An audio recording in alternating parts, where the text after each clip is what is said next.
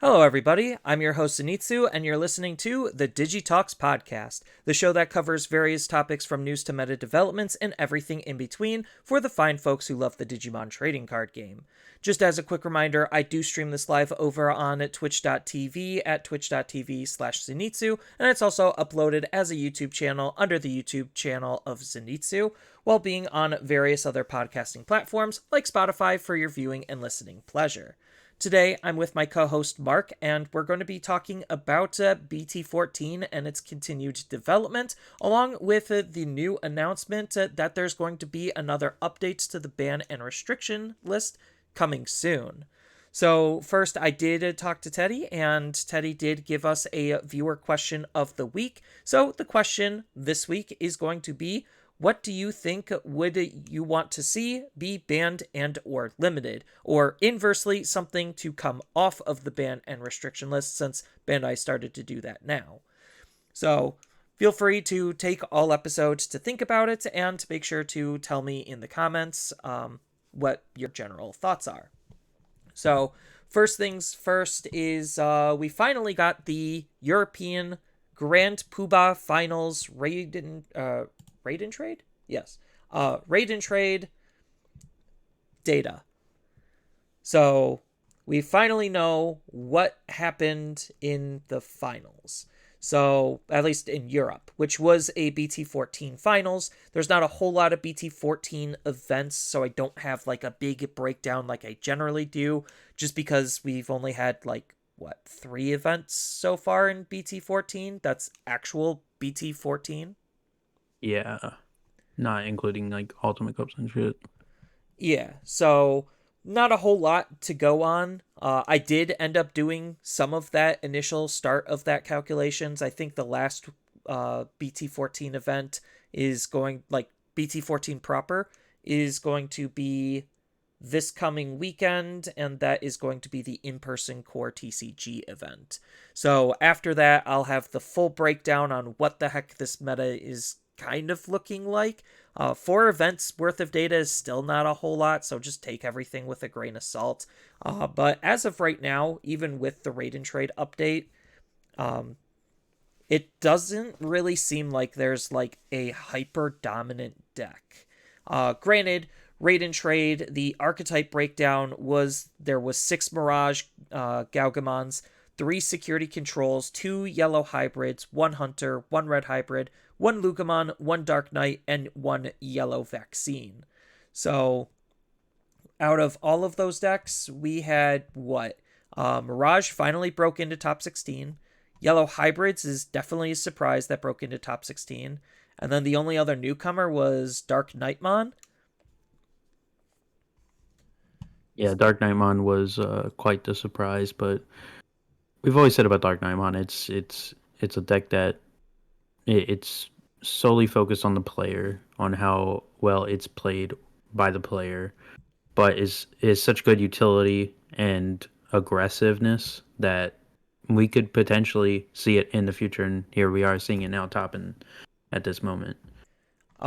Yes. So we'll go over the full top to bottom, top 16. But as far as just some other things to think about, we do actually have the Archetype Breakdown. So we know a rough estimate on how many players were on what. If anyone's curious, this was a large event. There was 488 players, 9 rounds, with a top cut of top 32 on day 2. So it was a 2-day event. So it was actually a pretty big deal. Especially since it gives us a tiny, tiny glimpse into what could still be good going into EX5 for those who are preparing for the North American Nationals. So out of all of the different archetypes, there was 61 Lugamons, 61 War Greymons, 47 Shine Greymons, 41 D Brigades, 38 Bloom Lords, 36 Mirage Gau, 27 Yellow Vaccine, 25 Security Control, 21 Beelzemon, 15 Hunters, 13 Red Hybrids, 10 Royal Knights, and then 93 just miscellaneous decks that people were just playing.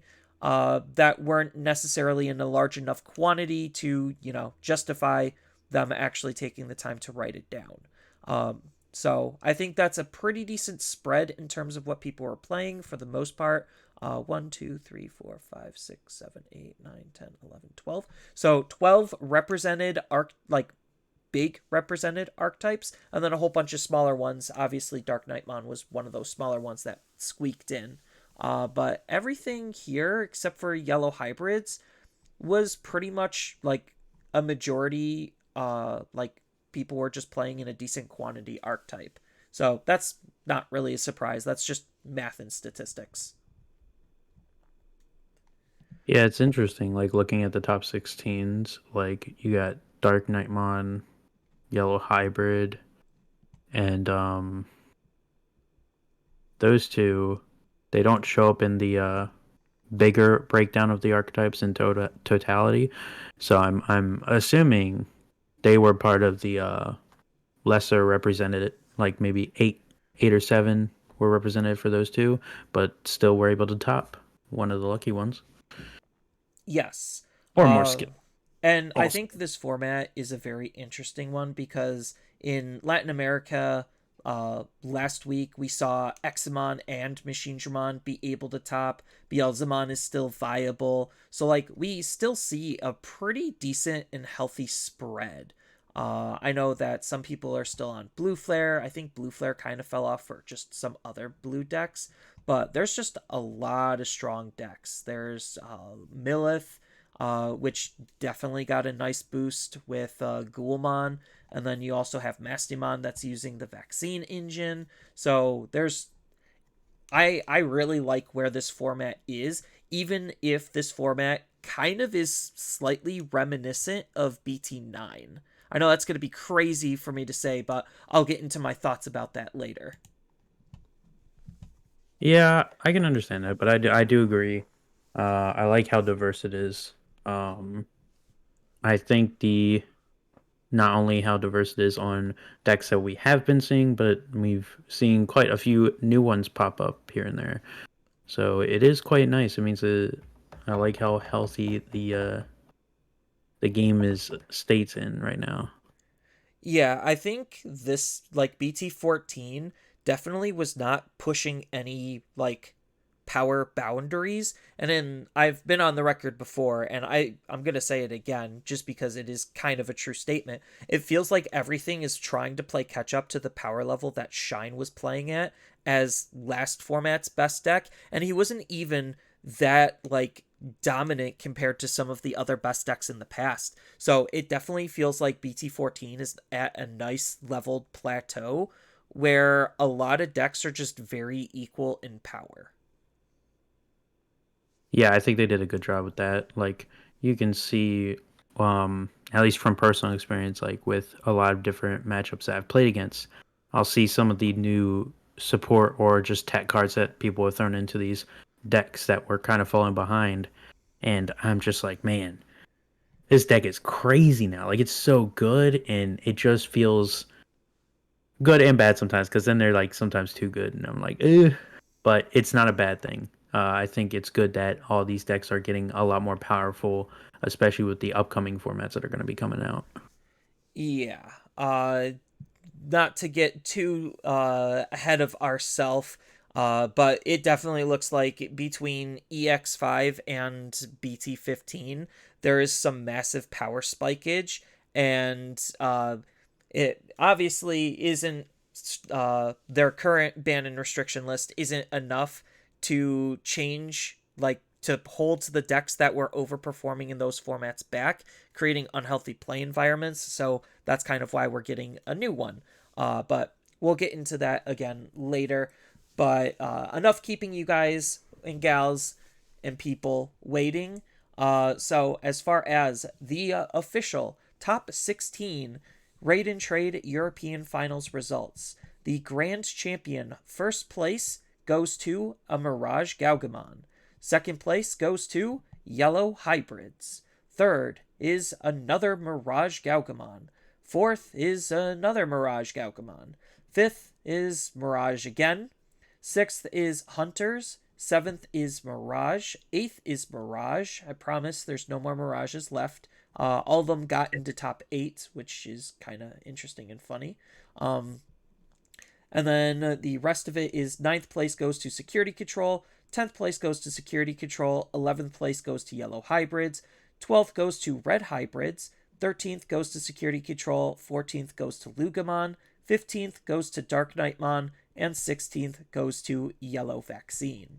So that is the full top to bottom top 16 breakdown for BT14 Raiden Trade European Finals. Congratulations to all who participated and did well in that event.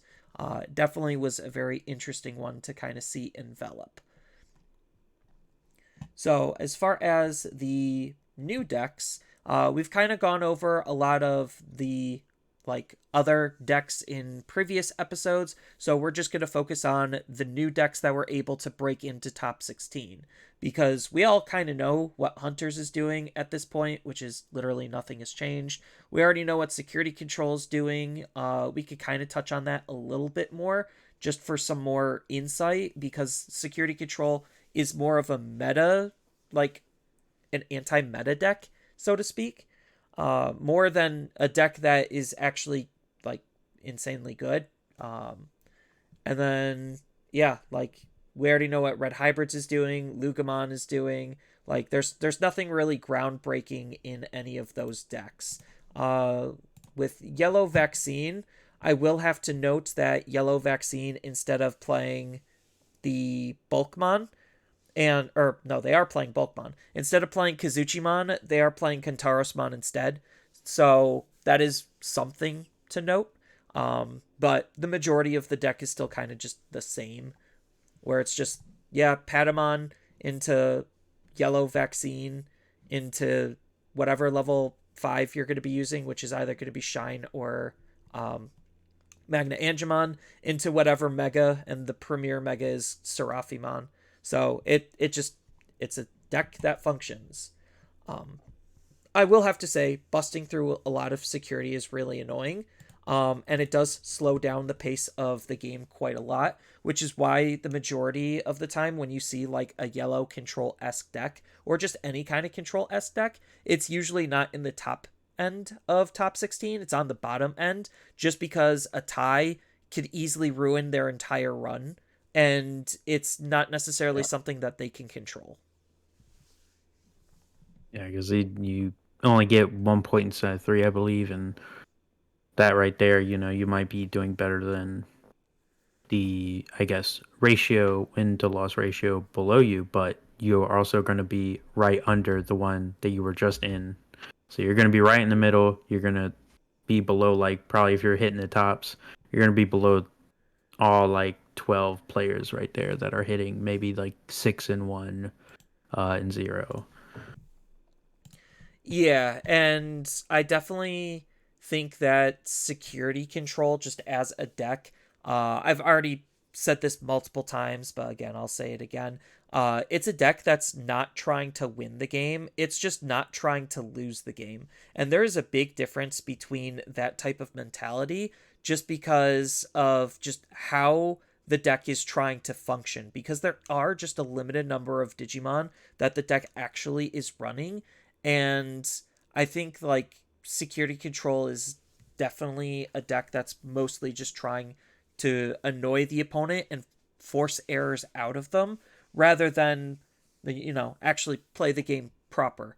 And there's nothing wrong with it. It's obviously doing well, but I think it's only doing well because of how high power the format is, because I've already said this before, which is bringing back the point where I kind of think BT14 feels like a renaissance of BT9, where BT9, everyone heralded it as this awful format where everything is an OTK deck. And I'm sitting here and I'm looking at all of these top decks that are represented, and they're all kind of pseudo OTK decks, because you have Lugamon.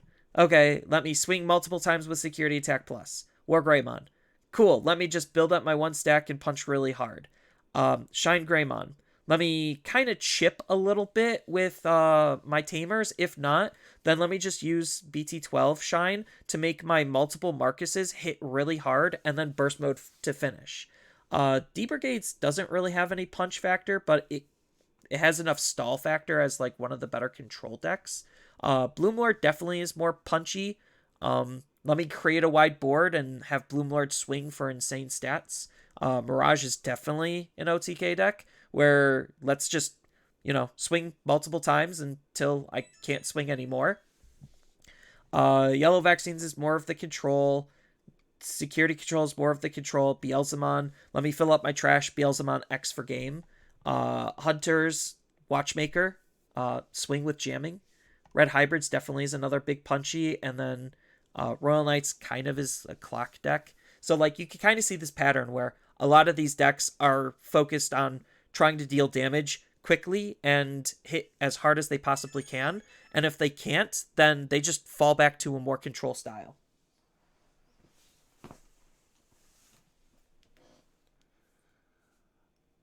So that's kind of like the play pattern that I noticed with the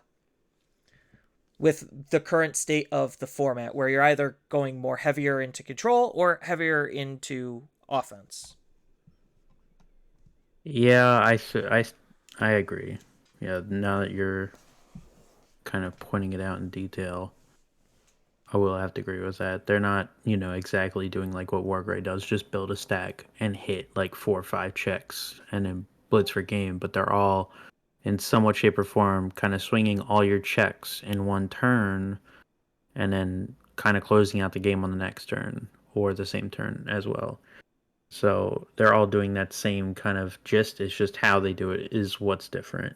But I think that's what is making this format also very healthy and nice and refreshing, is because they all do it kind of differently in a way. Yeah, each one definitely has a different style and a different kind of combo that they're trying to gain.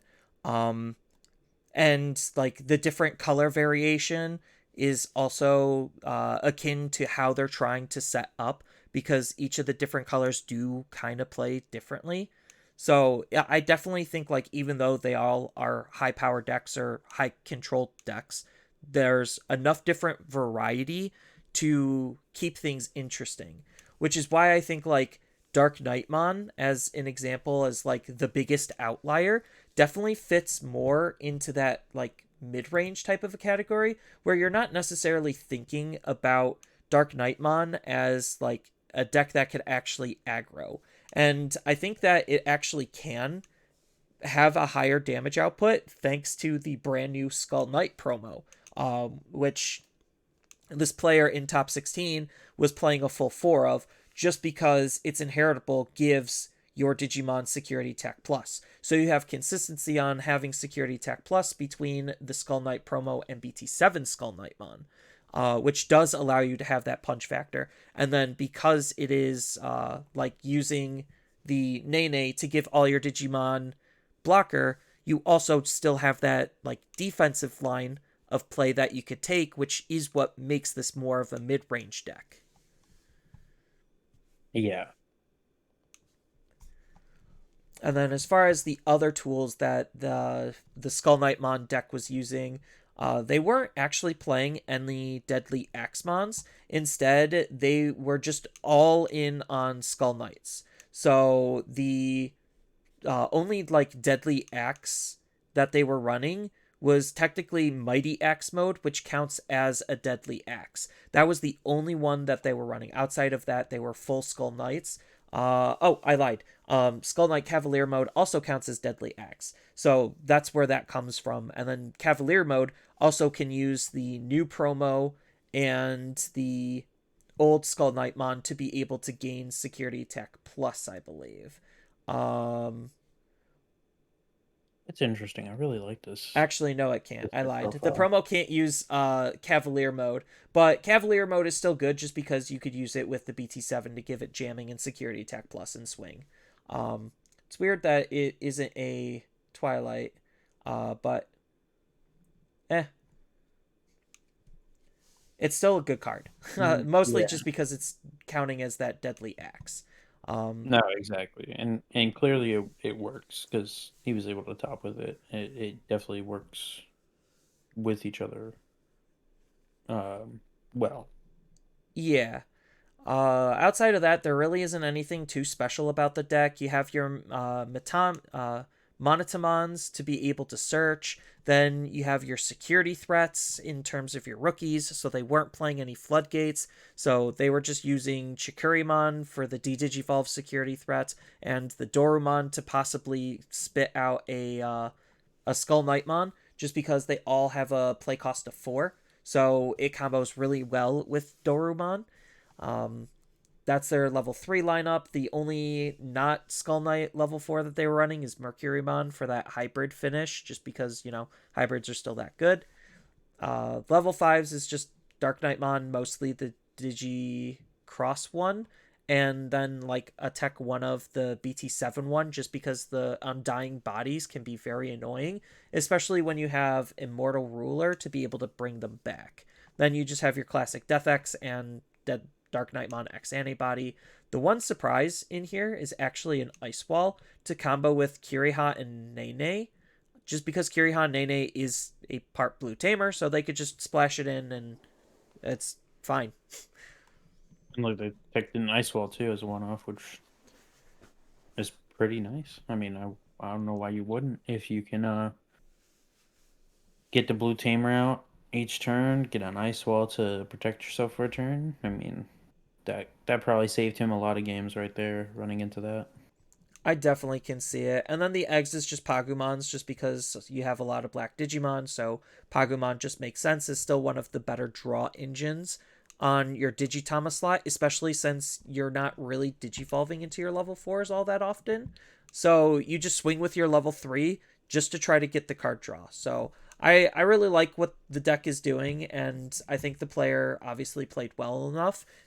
Maybe more people start to not sleep on the deck, and maybe this will give more hope for other players where it's just like, oh, I know my deck is better than Dark Knightmon, or it can do something similar, or like it is just on that same rogue level where it can actually compete in the current environment based on, what's being played and the types of matchups. Because like against something like Lugamon, if they can't hit you, their attacks really don't do a whole lot, and the deck has some annoying levels of resilience, which is why a lot of people are just playing D Brigades, is because it's doing a very similar type thing, just a little bit differently. Yeah, which yeah, I agree.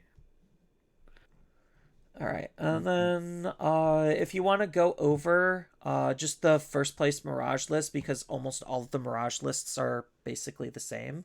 Uh, Yeah, I'm interested to break this down and kind of discuss how we feel like, or how we want to understand how, what, one, two, three, four, five, six of them took the top placements except for second place in the top 8 format. yeah, that's So that's crazy though that there was that amount and that high. that But just when I goes was to show looking at there the was list, they were there all was good similar. matchups. They're Yeah. good matchups in some way, shape, or form because not this many would have topped. And I'm interested to understand why and what their process was for probably their top decks that they played against. Yeah. So as far as just your general Mirage list, it's just going into BT11 Mirage and then lining up a burst mode combo. That's what the deck is doing. The Bukamon eggs means that you don't have to run the garbage tamer Nikolai, just because you don't have an easy way to set up your Nikolai. And Bukamon just is an easy way to give you jamming, especially if you are being more proactive and your deck moves faster. Then you could easily have more than enough sources than your opponent, especially since they're teching in Gomamon and Zudomon to be able to reduce the amount of sources to guarantee the jamming. Zudomon is kind of an interesting one just because, like, people don't realize that you get his when digivolving ability to potentially bounce something, and that's what Mirage cares about. It's not so much the source stripping, it helps. It's more of the bounce, because one of the big like reasons why Mach Galgamon from EX4 got limited is because he could bounce something. So it makes you combo pretty easily, and it makes digivolving into him extremely efficient, on top of his inheritable ability also being borderline broken. But regardless, the bounce is definitely a huge plus to actually wanting to use the Zudomon. And Zudomon is one of the better Ace Digimon in the set, because he could out and counter a lot of other Ace Digimon where a lot of other Ace can't counter him. So that is definitely something to take note of. Then they're just running the BT11 Mach. I'm still kind of confused on why BT11 Mach is like so good. I personally like the I can't be redirected, just because, I want to get my damage in. But I guess the DP boost and the blocker is supposedly good. I guess, if they're gonna have 2 gate DP for every 4 cards, clearly they get enough DP that even when they go against the decks that can redirect, they don't really care. Maybe that's my assumption for that choice in those two. The blocker is self-explanatory. Blocker when you need it is nice, but the 2K is that's probably my reasoning for that. I think you're kind of right on that, where it's just like, oh, if the opponent has, let's just say, 12 cards in their hand, which isn't unreasonable. 8 is usually the average that they'll have, but even at 8, that's still plus 4,000 DP on a level 5 that's swinging, and you actually do kind of need to swing with your level 5s just to get them suspended so you don't miss the timing on the inheritable, because Yeah. if it's already suspended, then when you go into the Mirage from BT11, you'll automatically gain the unsuspend, where if you're unsuspended, you'll miss the timing and then lose the effect because you already tried to trigger it once before, and it is mandatory. So it'll just straight up fail. So I That's think why maybe you the are right. It is just easier to swing with the bigger body rather than the can't be blocked. Especially if they have a bigger blocker, then it becomes a little bit extra awkward. I think it's just good too because you also, they have the Pokemon, which I think personally the Pokemon is just such a crazy ass card. Like, I get it has a criteria, but I just feel like that, like, it's just so good to get jamming. Now we've had an egg that gives jamming before, as I discussed with someone in that I went against in Ultimate Cup. But at least that one was such a hard criteria to meet that it wasn't that big of a deal. But this one is a lot easier to meet, and even early game, the combo of Digivolving the Gomamon going out, you pretty much instantly can swing with jamming on that Gomamon and still get the source proc and all that. It's just Pokemon is such a good card that it also helps with that, being able to swing with the level 5s and be able to survive at least the check if nothing can be redirected and then go into your level 6. Yeah, it definitely punishes the like it punishes the opponent for not having anything on the field. And when you're going out swinging with your level 5 and they have an empty field because you found all of your pieces first, that definitely makes you feel like you're in the hot seat. Because the rest of the deck isn't really like anything we haven't seen before. You're running Thomases just because Thomases give you extra attacks depending on your combo and help set your memory up. You're playing the Gao, that's going to help set up your Thomas. You're running a little bit less of the Gao that's actually digging for your stuff, just because he has the really awkwardness of trashing the rest of the cards. I don't know why, but whatever. Because you have plenty of searches in the form of Blue Memory Boost and Mental Training, which most decks are running like 7, if not 8 of those cards in combination. So that way you have like a total of like 10 to 12 easy searchers, not to mention Thomas from BT4 is at worst replacing himself. And then you have your main combo pieces, which is going to be the EX4 stuff.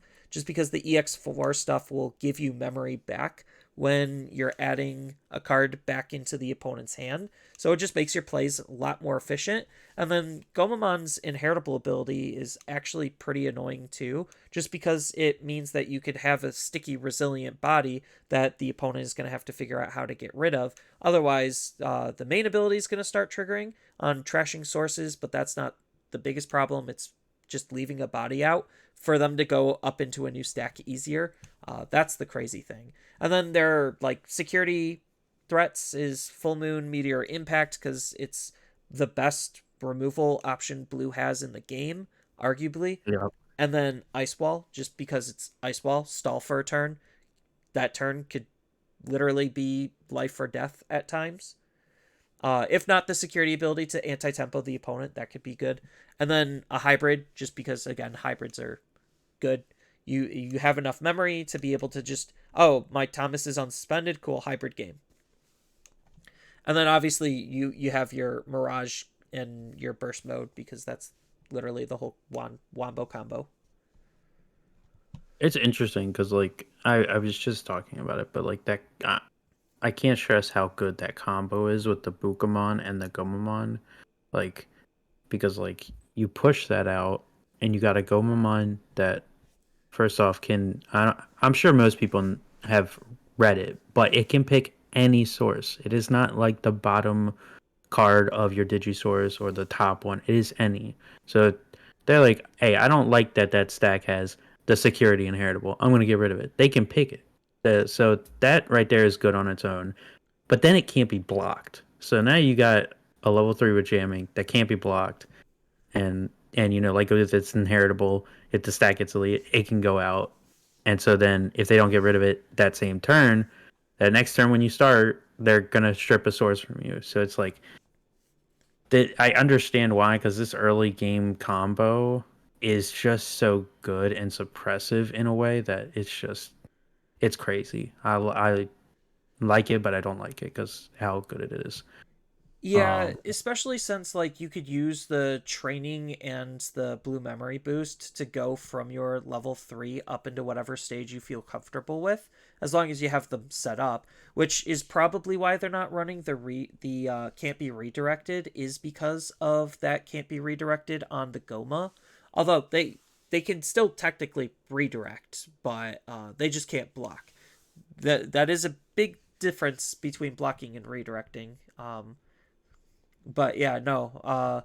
A lot of the Mirage decks basically follow that same type of formula and trend, and like it's a very clean, I want to say kind of consistent deck. It being a stack deck still has its inconsistencies. And the boosts and training can only do so much to help you find whatever piece you're missing before the opponent might just be in a position to kill you. So you are also on a clock, even though you're putting the opponent on a clock before you wombo combo them. But I do like the shift that the deck made, even with the limitation on the mock. It's interesting because I was witnessing this a lot when I was playing because in just as a side note to kind of pick up on this point, I played in the last two Ultimate Cups, and a big deck I played against was Blue Sword Strip. And this combo that I see this deck can do too was that the Gomamon strat, come out, swing Striposaurus, but then also with Pseudo Ace, you can drop a body, drop it for 4, strip 2, and bounce any Digimon. No limitations on level or any other type of limitation. I've found myself with if I was getting ahead or I was at a good pace, the Gomamon would kind of hit me back a little bit with a source strip. But then if they could, they would just drop the Zudo, bounce my thing, and I would be behind super hard when they just spent maybe 4 memory that turn, and all I have is 4 memory. You know, it's potential for that combo that I see that this deck can do. Is so cheap that I understand why this deck did so good. The more I'm looking at it. Not to mention your Mirages, the main one being BT11, really makes it extra hard to be able to fight back at times.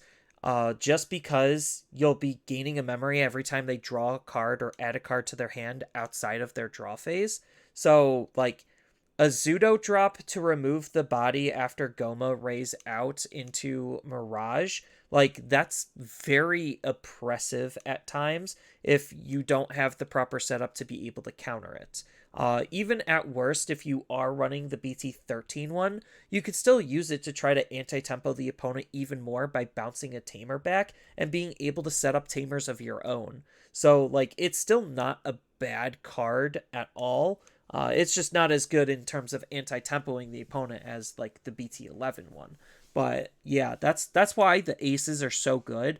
But I think, like, the ace mechanic in of itself is pretty fair and balanced because of the overflow.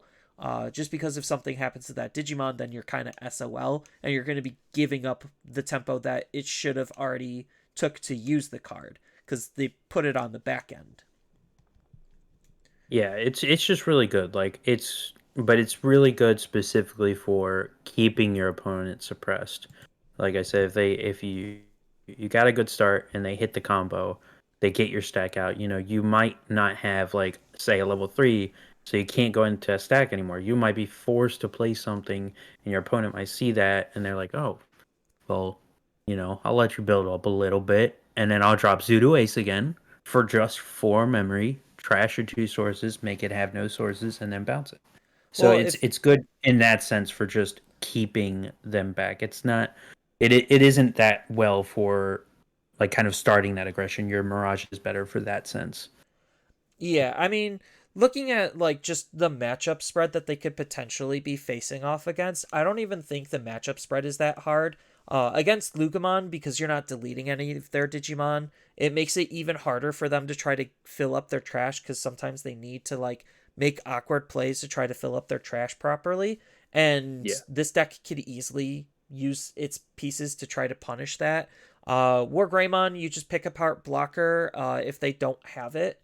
Then you just run them over, and it's basically just a race to whoever gets their stuff first. But because you don't have X stuff, you don't need as many pieces as them, so you could potentially outrace them. Shine is kind of that same type of strategy where it's just like, okay, if it's just a big race. D Brigades, again, you could just bounce every blocker or just try to remove the problematic inheritables just so you could be able to, bypass their blockers. And just the fact that Gomamon makes it so your Digimon can't be blocked also is a really big deal. Making sure your damage could go through. Same thing with, like, Bloomlord. I don't really think Bloomlord's doing anything insane against Mirage. It's kind of just another race situation. Whoever sets up and does their thingy first kind of just wins. And then you have the mirror match, which is just whatever. It's always going to be a 50-50 against Yellow Vaccine, because they don't have the damage output you do, and because their security isn't usually as threatening as security control. You kind of just run them over. You won't be able to sometimes wombo combo them to death just because punching through, like, 6 to 8 security is that annoying. But if there's nothing threatening in there, you just tempo it. You just play a good pace, and you should be able to squeeze that one out. Hunters, the security is pretty bad. It's another race. Same thing with Beelzemon. Beelzemon, you actually kind of have to worry about their security threats. Same thing with security control, obviously. Those are, like, out of Yeah. all of these decks, the two that have the most threatening securities. Because looking at, like, hybrids, they're running no real threat in terms of, like, a bomb security card that could just kill your stack, and neither is Royal Knights. So, if anything, Royal Knights might even be kind of worse. It was already a pretty bad matchup before, but now it might actually be worse because of Zudo Ace, because they might not have a way to out it, and then you could just Zudo Ace, bounce whatever they just played, and that could really screw up their turns. So, like, I just think, like, it actually has a pretty good matchup spread. So that probably helped it propel into some of the top slots a little bit more, is just its matchup spread. But the last deck before we get into the Banon Restriction talk is Yellow Hybrids. So Yellow Hybrids is probably a deck nobody was ever expecting to see, like, do this well in BT14 of all sets. And it's not actually that bad if you think about it. So there's two main ways to play yellow hybrids. There's yellow traditional hybrids, where you're playing not Marcus Tamers, and then you have the Marcus build, where you're using the Marcus Tamers, just because yellow hybrid just wants to play Tamers, use the Tamers to deal damage, and Marcus kind of does that in of himself. You have the Agumons that help turn Marcus online, so that's the BT13 one. Then you have the Agumon from EX4 that just gives you a memory, basically, when you raise it out, which is really good at making sure that you're not memory choked if you don't have a memory fixing tamer on the field. I will say that. The inheritable also helps draw, but you're not really going to be using that most of the time. You're just going to be using it to raise out, gain a memory, and be able to get extra tempo for nothing. And then the other rookie that the deck plays is Ukomon, just because Ukomon is an absolutely insane card if the deck does not care about utilizing and digivolving on top of its level 3s. Just because Ukomon is doing something similar to the Agumon, where you raise it out, you get an extra memory for free, and then Ukomon has the added benefit of hatching a new egg in your raising area, so you could try to keep up the pressure utilizing your raising area. So you have like a sub-rookie rush style of gameplay inside of yellow hybrids, which is already trying to play tamers efficiently, and then just swing with damage that they can't really stop.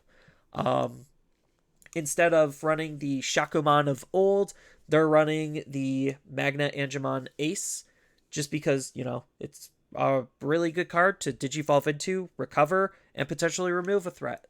Solid.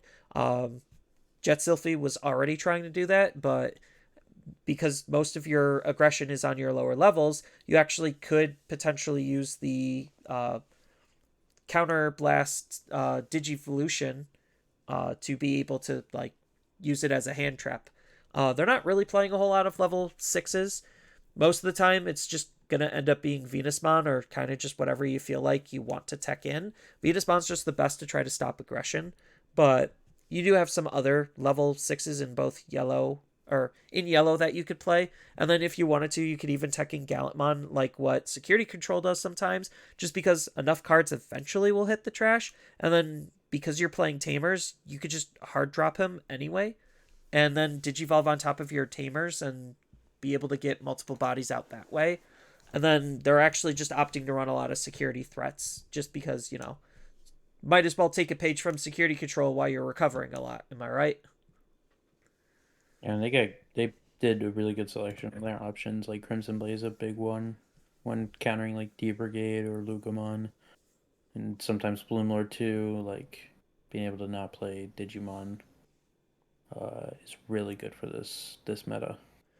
Heaven's Judgment's also kind of insane, especially because they have technically 3 colors.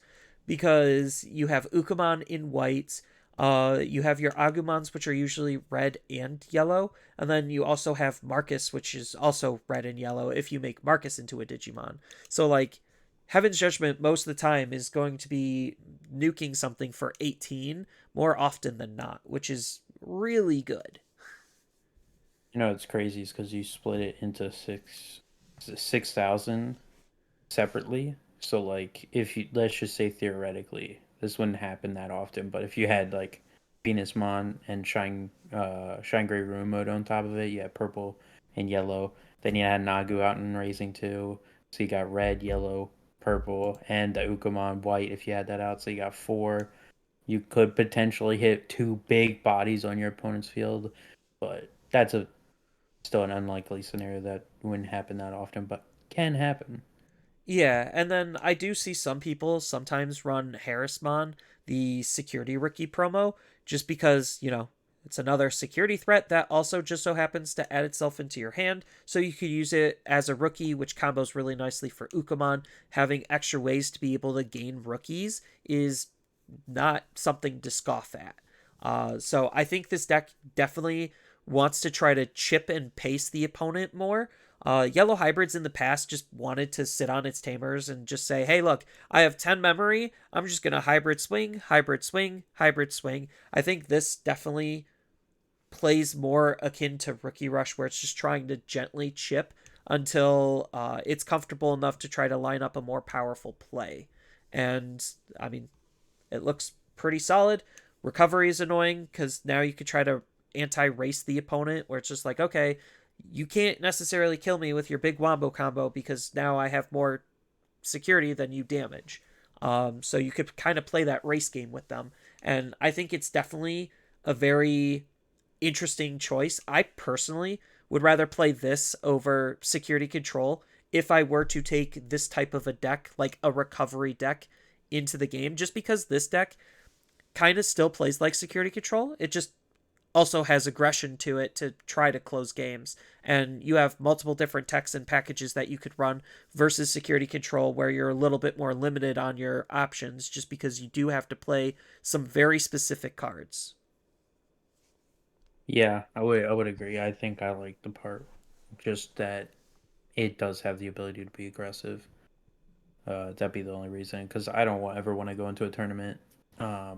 Not saying that people do, but I'm not going to go into a tournament with a deck that I'm most likely going in with the mindset of stalling for game, basically. Yeah, and we've already said before, Digimon rewards more proactive than reactive plays. And I definitely think, like, if you are trying to take a security control, maybe stop and reconsider trying yellow hybrids instead. Still having that, like, security threat potential, but also having ways to close out games more effective and efficiently might sometimes be the big decider, which is why yellow hybrids actually got in second place, where all of the other control based decks got lower placement. So that means that it actually succeeded in winning more than tying or losing. Because it also feels bad for the other person, like you just sitting there installing the game and just forcing them to try to make a mistake. Some players are good enough where they don't. So I definitely like the potential of the more proactiveness that yellow hybrids gives. I think, or if you're like, just like you're just so close to winning, but they just keep recovering like just enough to where you got to do another play, and you get them chipped down all the way, and they recover, and it's just like you're like right there, but they just don't want to like die basically, and it's just like come on, like Yeah, you do have to acknowledge that yellow hybrid security is generally going to be a little bit weaker than security controls, but the trade off is you're able to actually close out games more efficiently, um, which in big, long events actually does matter and can stack up. Um, but that's kind of it for the European Raiden Trade event. It's cool that it happened, and it's cool that we saw just some more decks break into top 16s at a high competitive level. So we could kind of like gauge what was doing good in BT14 to evaluate what you would think about wanting to take into not BT15. I was going to say BT15, but EX5 for the North American Nationals. When we get the core TCG data that's going to be coming out later, then I'll be doing like a bigger, deeper dive into what little data we have on, what was actually doing well in BT14 as a whole. But for now, we are left with a announcement that we're going to be getting a new update to the ban and restriction list. So if anyone has been under a rock, Bandai posted on their various social media platforms that on December 18th, they are going to be updating the ban and restriction list. The ban and restrictions are going to take place in Japan first, obviously, because this is more for them now. And that's going to go into effect on January 5th, and it's going to go into effect on March 1st for everywhere that speaks the English language. So it's cool that we're getting another ban and restriction. Usually, based on their previous patterns, we get one after Nationals, but it looks like they're trying to be a little bit more proactive and do one right before Nationals that's going to take place after Nationals. But Based on this news, it definitely feels like they're going to be hitting Apocalypse in some way, shape, or form, and Anubismon as the two best decks currently in Japan. Those decks are a monster. They're warping the entire metagame around them and making it very hard and sometimes not fun to play anything else. And I do think that's kind of unfortunate. I don't know if they're exactly in tier 0 territory, but it definitely seems like they are very strong, very annoying, and overly present and dominating decks. Yeah, and it's interesting. I know they're gonna hit it, but I'm looking at the decks and I can't really decide what card specifically they would hit. Um, just because I'm sure everyone knows already, but in the last restriction, it was also to hit cards that were played in those decks, which they hit both starter deck and BT2 Gabumons, which was a big hit for that. But they also hit the Eismon Scatter Mode, which was a big on deletion draw 3 trash 2. So they already planned on hitting cards for those decks, and it seems like now they feel like they need to hit more potentially because it's still just too overbearing in the meta. Yeah, so I do have a whole video on my own personal predictions. Just to go over that really quickly. I want Apocalypse to get banned. I don't think he's going to get banned. They're probably just going to ban cards around him. I've heard some ideas where they could ban one of each of the Dark Masters, so that way you're only running 4 Dark Masters in your deck, making it borderline impossible to actually play Apocalypse by like turn 2, because the statistics just wouldn't be there. I don't know if that's the approach that they're going to take. They might hit Apocalypse to 1. I think he's just, because he's the center point of the deck, that's not really going to happen either. So it's interesting to think what directly they're going to do to Apocalypse if they're actually going to do anything. Because looking at just some of the Japanese data, it seems like they are able to figure out alternative ways to play with the cards that got limited play around them. So just going to be taking a quick look here. So like some people are using the Ukamon to be able to try to raise and hatch faster, which lets you use the Demi-Miramon eggs easier.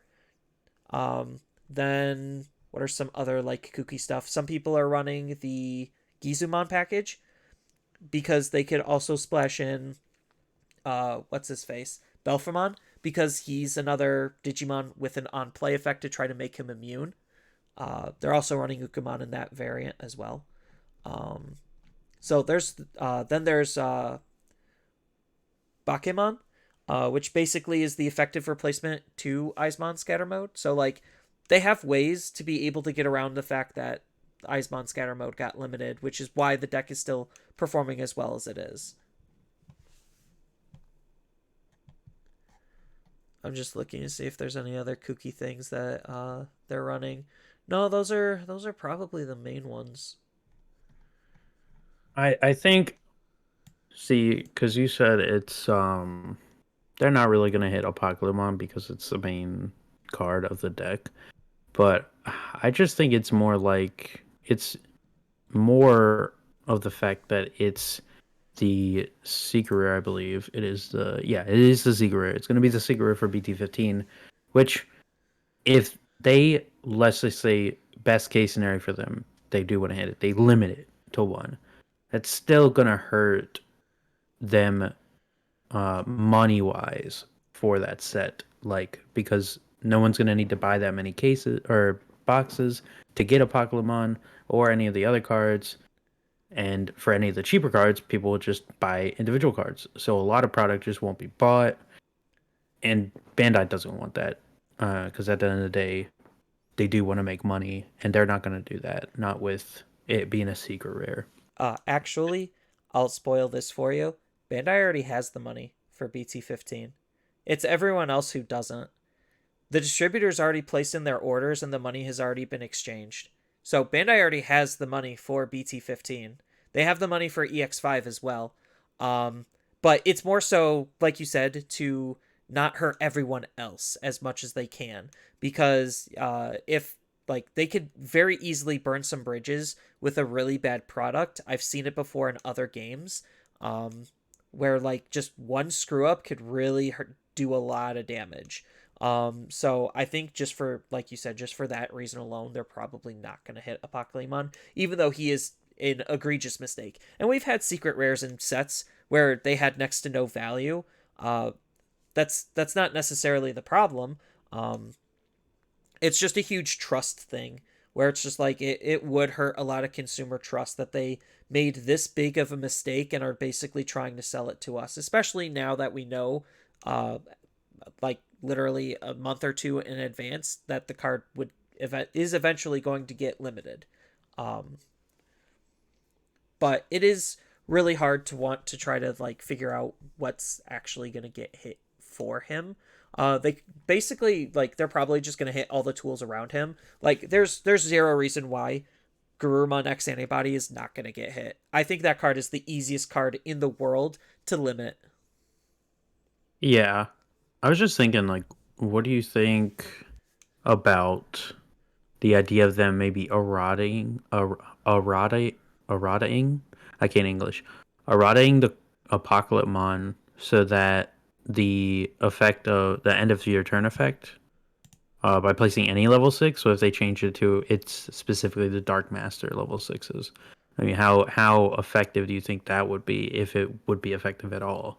I'm actually glad you asked this question because I had like almost an answer written in my notes. Um, but as far as like them errataing the card, if they do, he would literally be the first official functional errata that the game has ever seen. Which Bandai, as of right now, doesn't seem like they're wanting to errata cards unless it's an incorrect translation error. So I don't think that they're going to errata the card. That would be literally the easiest solution, is just have him only work with Dark Masters, because then it limits what he's actually able to do. But I mean, people are still going to like play him turn 2 just because, yeah, sure, I can't use the other cards, but I could still use Dark Masters, and that's still not 110% solving the problem. It's about 80% solving the problem. No, but I think, if they did that, it would be a realistic solution for both, how do I say, scenarios of, them, the money side of it, them hitting it. They don't want to do it that way, but also hitting like other cards, like they have already done with Gabu and Iceman Scatter Mode, seems to not be that effective still, and they're already planning to try and hit more. So, I mean, because if they do that, then they still will get it, like you said, turn 2, but they won't be able to, like Metallic Dramon, Digivolve, or the Magna Dramon recover, or not recover, Sec -1. They can't do all the extra stuff that people have been tacking in because they can not really abuse, but I will say it because it's not a Dark Master. They're not Dark Master level 6s. Yeah, I still think it would hurt the deck, but I still think Apoclymon is, like, based on what currently is being played, still would be way too easy to play, and I think that in of itself is the problem. But I mean, if they're also going to be hitting all of the other tools to enable that and slow the deck down, then maybe the errata would be good enough. Um, I don't think that they're going to errata the card just because they've errata nothing before. But I do think that Yeah. card is just, from a design standpoint, like one of the worst mistakes that Bandai has made in a very long time, which is pretty sad. Considering they were doing so good for a hot minute, and then they just had to power spike 2 sets back to back and make purple the most dominating color because like the Gurumon engine just lets you draw and discard like a fourth of your deck really quickly, really easily. Which is why I think Gurumon X is gonna get limited. Um, and then they're gonna have to limit something from Anubis as well. Like, because if you take down Apocalypse, Anubis is still just the fastest deck in the entire game in terms of like setting itself up and having the most impact for as little output as possible. It does, like Lugumon, need a tiny bit of setup, but it's not astronomical by any stretch of the word, especially since it's already playing with its own draw and discard engine, where it's just like, okay, cool, I'll just Digivolve, draw, discard. Oh, hey, look, everything's set up in my trash. Anubis. And then just Anubis, Merva, combo, just get a whole bunch of bodies out for basically nothing. I think it's stupid. So, like, I think the most logical thing is to hit Mervamon. I already said this in my prediction video, but I do not like the fact that Mervamon can be so easily abused, especially for Anubis. And then if they're not going to do Merva, it's going to be Ignite. Ignite doesn't solve the problem at all. It just makes it a hair slower. Not a whole lot slower, just a hair, which may or may not matter. I don't know. I haven't really experienced or experimented with the deck as of late. So I don't think Ignite is enough to really hurt Anubis outside of, hitting Anubis itself, but they're not going to do that, obviously. I think it just goes to show, like, between Anubis and Apocalypse, these decks they made are just levels above strength than all the other decks like we have currently, because, they've already hit 2 purple cards that are used in both these decks, and we're still saying that these decks are still too strong, and the solutions we're coming up with, some of them aren't even that good of a solution that we don't even believe will have that much of an impact. So it just goes to show how strong these decks actually are for the metas coming up. And, like, Anubis is a crazy card, but Apocalypse, just like you said, is just a disaster of a design for what they came up with. Flavor-wise, I like what both of them are doing. It's just they made some pretty big mistakes, and like this kind of reminds me of like modern Magic, because in Magic the Gathering, for whatever reason, Wizards thought it was a great idea to add cards directly to the modern format through Modern Horizon sets. And every single time they make a Modern Horizon set, they power spike the ever-living crap out of the game, warping it around the Modern Horizon set, and then immediately afterward, or not necessarily immediately, but shortly after, they have to hit something from the set because, everything from there is where all of the power is coming from. And I think, like, it's really unfortunate to see, like, that being in Digimon as of late, because, like, I was looking at the BT16 spoilers, and I honestly think BT16 is garbage because of Apocalypse. Like, none of the BT16 decks can compete with Apocalypse. None of them. Which is probably why they're wanting to hit and limit Apocalypse and Anubismon, is because those decks are just leaps and bounds better than anything they've made. And, the only way that they compete with that is by making decks just as strong, and that's already proving to be a mistake. Purple as a whole kind of is a really hot topic because they keep hitting purple exclusive cards, and I feel for the purple players, but at the same time, purple is the color that had the most potential to be borderline broken compared to the rest of the game because of how fluid the color is compared to all of the others. Like, there's so many different, like, packages and sub-packages that you could think about using to really make an insane purple deck, and, like, we're at the pinnacle of that basically proving itself to be true, where there's just too many good purple cards that are borderline too strong interacting with one another. And speaking of purple cards, I think a card that is also probably going to get limited should be Analog Youth. Just because even though it's not a purple card, it basically is a purple card because it's a 2-drop tutor. So you're looking through the top 3 for any Digimon, which is already good because you're trying to find a specific card, and then you're trashing the rest. So it's just like, cool, I need this in my trash. Analog just put it in there for me while grabbing the card I need. He's definitely more of a purple card than any of the other white generic tamers.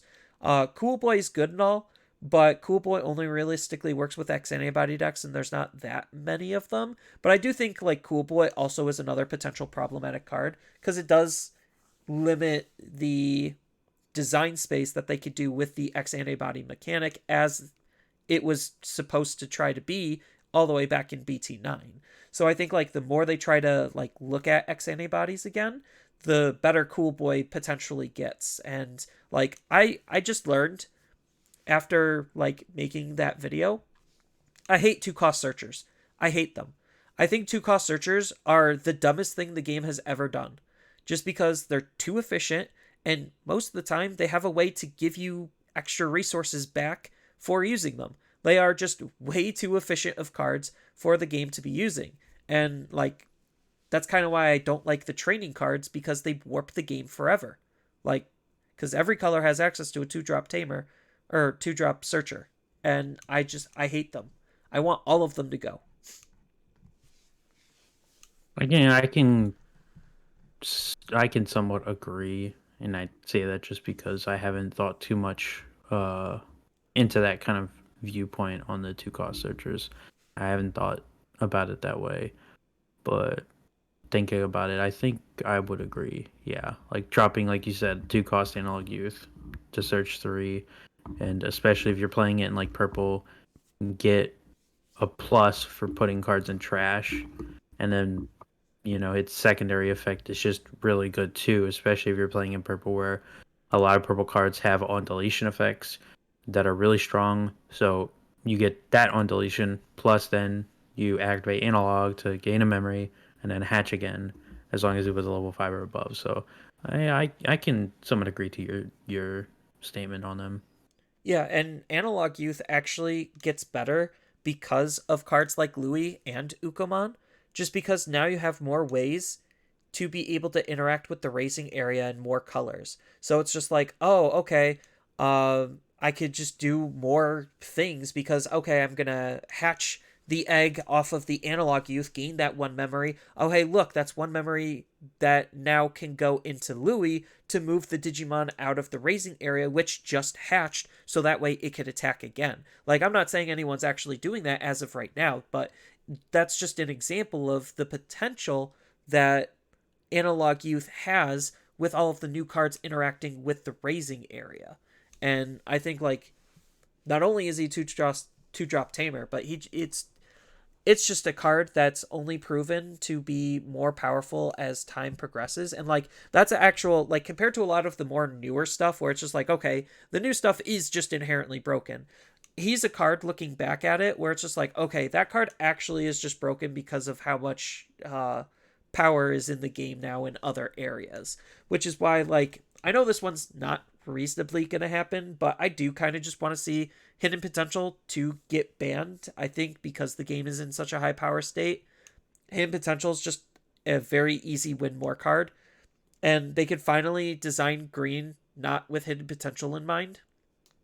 And I also think, like, because Emissary of Hope is basically the yellow Hidden Potential, I kind of want that card to go too, just because, like, Bandai has this repeating pattern on the same mistake where it's just like, okay, this card just does too much. And it makes the game uninteractive, and it makes certain decks move way faster than they reasonably should. And Emissary of Hope is that for yellow. Thankfully, yellow doesn't have a high damage output, but just the fact that it's a very annoying card in terms of tempo makes it so that yellow has an easier time to be able to interact and react, which isn't a bad thing, but you could take that in the inverse, where if you have that much level of reactability, that means you have that much ability to be proactive as well. And that's where the big problem comes in, is the more proactive plays. Yeah. Yeah, I would agree with that. I just had a thought and I actually just lost it. I was going to caveat to what you just said. Yeah. I do think, like, as much as I generally hate the idea of unbanning cards, um, some people kind of made some pretty decent arguments on certain cards getting unbanned. I've only realistically the card that I would want to see to get removed is probably Eismon, just because you only have one scatter mode. But I think like part of the problem is like, okay, if you have that one scatter mode in your trash, then your 4 copies of Eismon can still do all of the shenanigans. So like it is just high rolling, which is why I'm like okay with leaving both of them to one, but like you could kind of make an argument for removing Eismon. I, Um that, I don't know about that one, just I because don't like it of either. I how heard much an argument for potential. it and I was just like I there's nothing I would really want unbanned. Like some people really want Jet Sylphie unbanned and I'm just like no. Like no. Can we not? Like I understand their arguments on like, oh, the one cost Evo is basically normal. Like a lot of decks can go for one into the level 5. Um and then the recovery isn't that strong just because like the how high damage the game has gotten. But like I do think just it still is a kind of a problematic card. Yeah, and like with the Eismons, I was gonna say like purple still has ways to trash so many cards in one turn that it's like you said, it has to have that one Eismon's got to run in trash. But that's all it takes is just once you get that one in there, which theoretically isn't that hard with purple. First off, because they just draw and trash so much, especially now in this state of the game, that you have a good chance of hitting it in the first 3 turns of your game. So then now you could potentially play like 2 or 3 eyes ones if they do unlimited, and that right there would not be good. It would not be good at all. Yeah, So I that's think keeping them both limited is okay. yeah, that's why like all of the cards that we currently have limited, I can't reasonably think of a good like an actual good reason to unlimit the card. Jet Sylphie is probably the only one that like kind of has an argument, but I still don't think it's a very good one. The next best one would probably be reinforcing memory boost because who's paying 6 for the option? But then again, we have ways to cheat options and reduce their costs and do other shenanigans. Plus, the picking of recovery and the memory generation is just a lot. Um, so like there's plenty of reasons for and against, but I don't see a reason to unlimit anything. I really don't. If anything, more cards just need to get limited is all that's proving to happen. I can understand like they recently what were the 2 cards they recently unlimited? I know one was Tommy, but It what was was the Tommy and Savior Huck. So Savior Huck, the argument for that, like my mental argument was, well, you have Soul Lugamon basically doing the exact same thing. So if it's fine there, it should be fine here as well. And like they're not entirely wrong, but I still think that type of effect on that type of a card is kind of just still a lot. It is, but I think their decision to pull it back from the restricted list now was okay. And I'm not saying it won't maybe be a problem in the future, but I think right now it's okay. From what I can see, because clearly we're seeing. I'm not saying the deck isn't good, but we haven't seen it top yet, at least not that I'm aware of. So No, Jesmon has not topped yet. clearly, this card being unlimited hasn't made the deck back to being as absurd it was when this first was not unlimited or not limited when it first released. Yeah, same with Tommy. Like Yeah. Tommy hasn't proven to do anything. I think just because like blue hybrids is inherently a lot worse than a lot of the other hybrid based decks just because they don't have effective ways of playing out their tamers, which is the big reason why Tommy uh is fine to come back because they don't have a level 4 spit out a tamer. Like they don't. And there's no reason to hard play Tommy proactively because you don't get any value off of him. So like he just is a slightly awkward card for where blue hybrids is as a whole, which is why they were like, oh yeah, he could just come back because like it just doesn't matter anymore. I think for a lot of the other cards on the Banon restriction list right now, they kind of do matter more than what was taken off. Yeah. Yeah, because I'm looking at like all the cards right now that Because are a lot still of the limited cards or that they banned. hit were for balancing issues due to the fact that they accelerated the decks and the color way too much, or their impact was just way, like, they had too much of an impact and lasted too long to an unhealthy level where it's just like, okay, how do we make something better than yellow hybrids? And I think that's an inherent problem. Because, like, I honestly think if they unban Jet Sylphimon, like, sure, you have yellow vaccines and yellow hybrids. You have 2 yellow decks. And then nothing else can be made ever. So it's just like, okay, sure, yeah. Mm-hmm. You could have that back and watch the color deteriorate.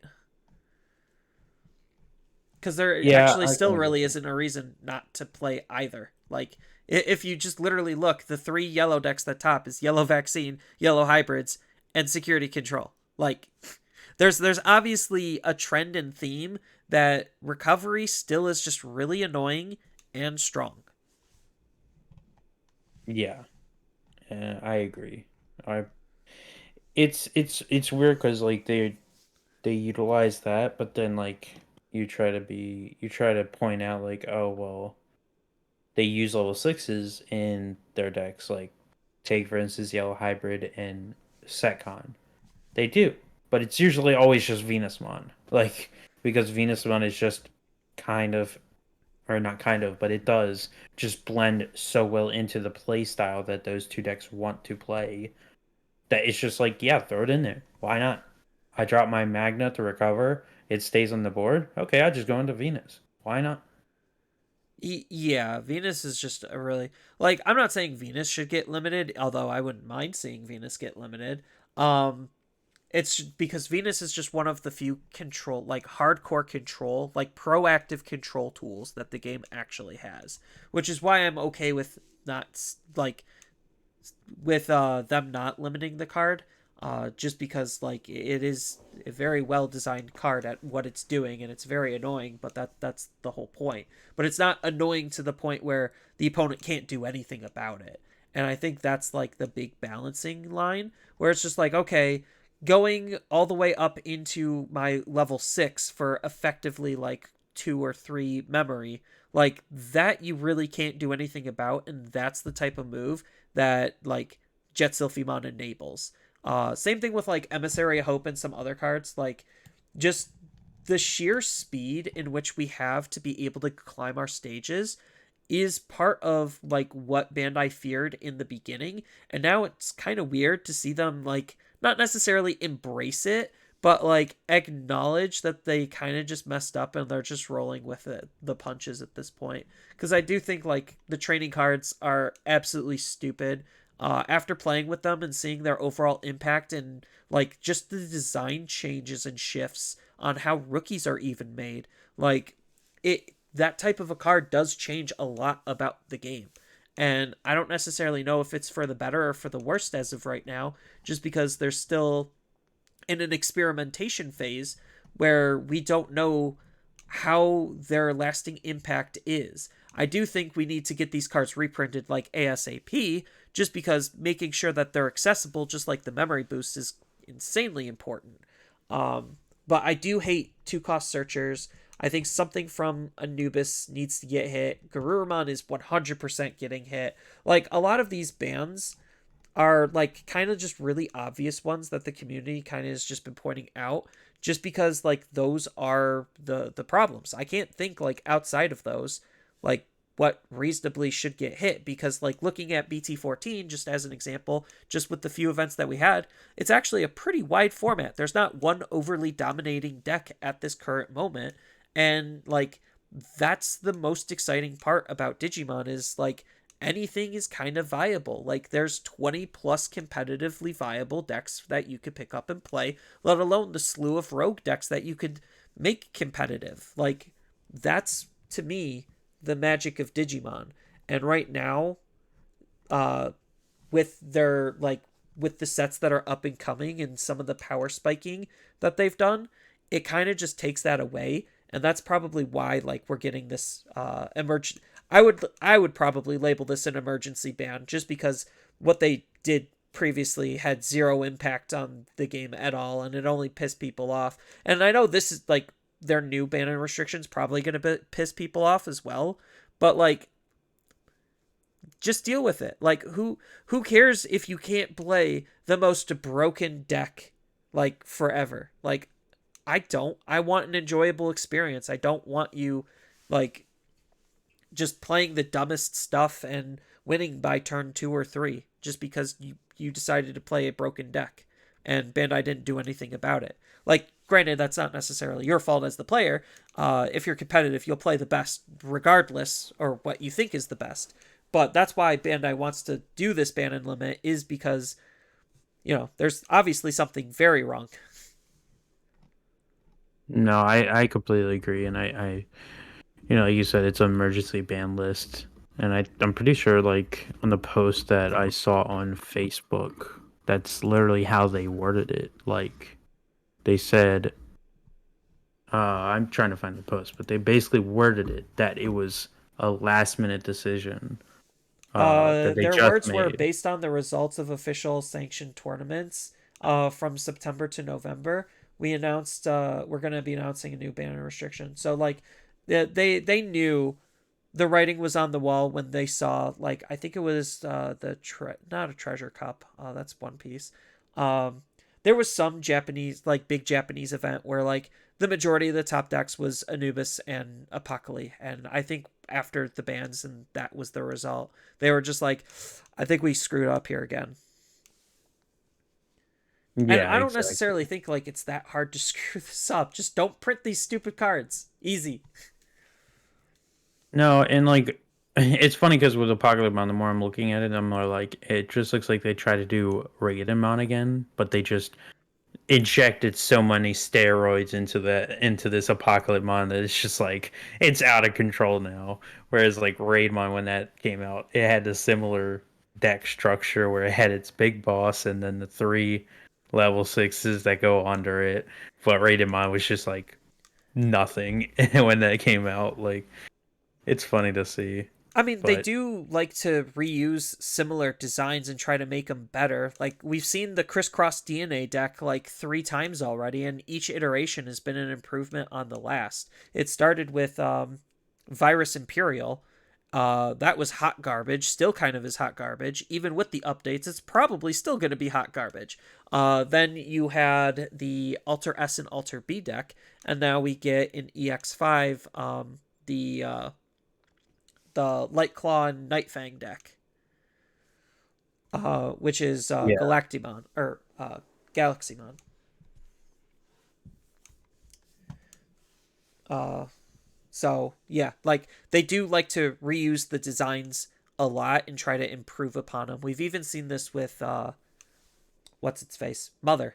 Um, you had Yggdrasil. That's basically Mother 2.0. Like, so I do think Apocalypse maybe was trying to borrow from Raidamon, but went a little overboard.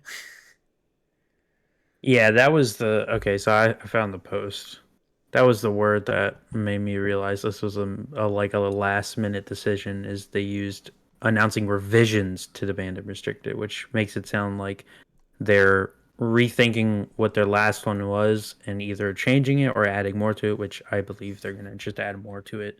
Oh, they're 100% adding more. But There's no reason to take anything else off.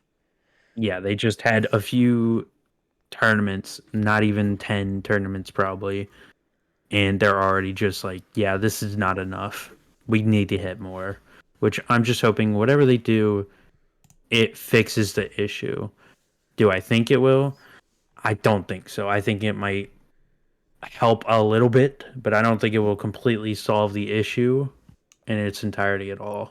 Well, I mean, just hitting Analog and Garurumon already is going to be a huge blow, because without Garurumon, it's not going to be able to nearly work as fast. It's going to have to use Bukamon, or they might just end up defaulting to Gizumon stuff just to try to cycle fast enough. But definitely Analog is going to be the biggest hit, because that's how it's filling the trash and finding Apocalypse. So that's definitely going to be felt. Um, So I don't know. It really just depends on what they want to do and how they're going to be approaching it. And I do think something's going to have to be done. Cuz it's cool that we Yeah. get to play with them for a little bit. But I know I'm going to be real sick and tired of it probably 2 weeks in. Which is why after 3 weeks in, we're getting the cards restricted. And it's happening around the same time as Double Typhoon, uh, which I think is kind of good timing. So that way, when Double Typhoon comes out, it's basically like a huge meta shift. And I like the idea of that. So I think they picked a really appropriate time based on the products that they had lined up. Because I think, like, we're not going to be getting any product after BT15 for quite a while outside of Double Typhoon. I think it's almost going to be in summers when we're going to get something next. But regardless, I think it's going to be interesting to see what is actually going to get hit. And Yeah. on that note, that's probably a good place to stop. I know this episode ran a little bit longer, but that's okay. There was just a lot of really dense things to go over. So I want to take this time to thank everyone for listening.